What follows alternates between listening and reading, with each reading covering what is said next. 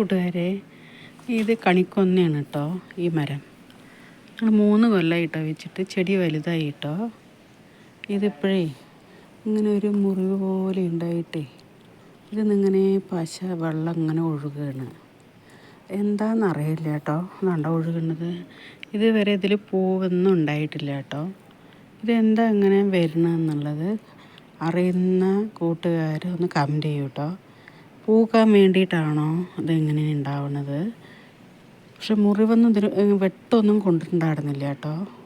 പക്ഷെ അതിങ്ങനെ വരികയാണ്. അറിയുന്നവർ ഒന്ന് കമൻറ്റ് ചെയ്യൂ കേട്ടോ.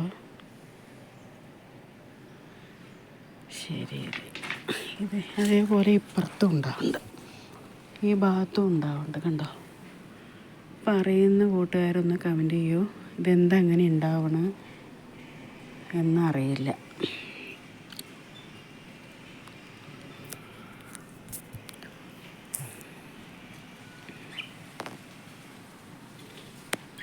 ശരി എന്നാൽ.